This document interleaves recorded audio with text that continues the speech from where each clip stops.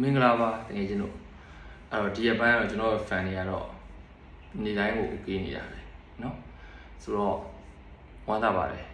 เนาะအဲ့လို okay ဖို့အတွက်အဆင်ပြေဖို့အတွက်လည်းကျွန်တော်တကယ်ချင်းတို့အတွက်အေးပြက်ခံပြီးကြိုးစားပေးနေတာဆိုတော့ဒီနေ့ညမှာလည်းကျွန်တော်ရဲ့ fan တွေအတွက်လုံးဝကိုရွေးချယ်ခြင်းနဲ့ပွဲကောင်းလေးတို့ပွဲရွေးချယ်ပေးခဲ့မယ်เนาะတကယ်ချင်းတို့အဲ့ပွဲရပဲပွဲလဲဆိုရင်တကယ်ချင်းတို့ပနားမားနဲ့ခရိုအေးရှားပွဲเนาะအဲ့ပွဲမှာတကယ်ချင်းတို့ခရိုအေးရှားဘက်ကနေပြီးတော့လုံးဝကိုနေတဲ့ပါတယ်ခရိုအေးရှားပေါ်ကြီးလုံးဝကိုရွေးချယ်တင်ပါတယ်ဘာကြောင့်လဲဆိုတော့တကယ်ချင်းတို့လည်းသိပဲခရိုအေးရှားကကျွန်တော်တို့အင်္ဂလန်နဲ့တူတဲ့ချိန်မှာဂိုးပြက်ရှုံးထားတာ 4-2 နဲ့ဆိုတော့ဂိုးပြက်ရှုံးထားခြင်းရဲ့နောက်ဆက်တွဲဘာဖြစ်လာလဲဆိုတော့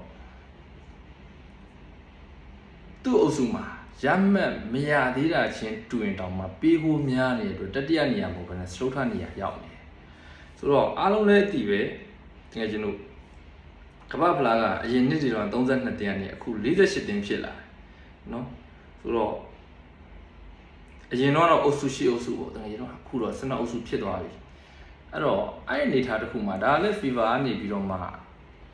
တခြားနိုင်ငံငယ်တွေပါဝင်ကန်ခွင့်ရအောင်လို့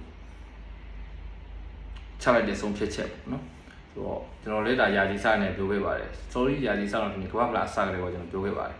ဒါဘာလဲဆိုတော့ခုနောက်ပိုင်းဘယ်နဲ့ပဲမှာပဲဖြစ်ပေါ့နော်တကယ်ကျွန်တော်ကြည့်လိုက်ခေါင်းဆောင်ပိုင်းတော်တော်များများသူတို့ချတဲ့ decision တွေကြည့်အရာအလုံးကြိုးရှိဖို့အတွက်ပဲဖြစ်နေအောင်သွားတွေ့ရတယ်နော်ဆိုတော့ကောင်းပါတယ်နော်စိုးကျိုးမှမရှိတာသူတို့ချလိုက်တဲ့ဆုံးဖြတ်ချက်ဆိုတော့အဲ့နောက်ဆက်တွဲမှာဘာလို့ကျွန်တော်တို့ထည့်စဉ်းစားရမလဲဆိုတော့တကယ်ကျွန်တော်အဲ့မှာကျွန်တော်တို့အဆင့်တတိယနေရာရခဲ့တည်ရှိတော့နောက်တစ်ဆင့်တက်ဖို့အတွက်အဲ့မှာ qualification နော်နောက်တစ်ဆင့်တက်ဖို့အတွက်တကယ်ကျွန်တော် qualification ကန်စရာတော့မလိုဘူးသို့တော့ဘယ်လိုဆုံးဖြတ်မလဲဆိုတော့အသင်းတွေများလာတဲ့အပေါ်မှာ12အုပ်စုဖြစ်သွားပြီ okay ဟုတ်တယ်12အုပ်စုမှာအဲ့မှာအဆင့်3နေရာအသင်း12တင်းထွက်လာအဲ့12တင်းတွေကနေပြီးတော့မှရမှတ်အများဆုံး10တင်းက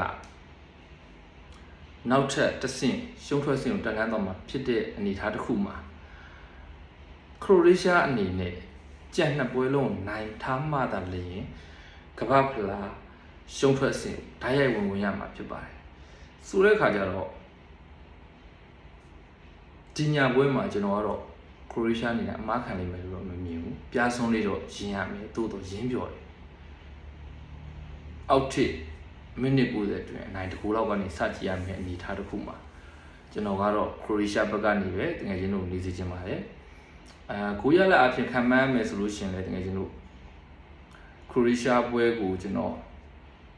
2-1-3-1လောက်ခံမှန်းပါတယ်တကယ်ချင်းတို့အနေနဲ့ရောခရိုအေးရှားအနေနဲ့ဒီမနက်9နာရီခွဲမှာခံမဲ့ပနားမားနဲ့ပွဲမှာကိုရလက်အဖြစ်ဘယ်နှကူလောက်ခံမှန်းတယ်လဲ comment box မှာတစ်ချက်လောက်ဝင်ရောက်ဆွေးနွေးပေးကြပါဦးနောက်တကယ်ချင်းကျွန်တော်အနေနဲ့ကတော့ခရိုအေးရှားနဲ့ပနားမားပွဲမှာခရိုအေးရှားအနေနဲ့ပနားမားကို2-1ဒါမှမဟုတ်လို့ရှိရင်3-1လောက်နဲ့နိုင်ပြီးတော့နောက်တစ်ဆင့်ကိုတက်လှမ်းသွားမယ်လို့ယူဆပါတယ်โอเคဒါပဲတော့တင်ရပါဘိုင်နောက်မှတွေ့ကြတော့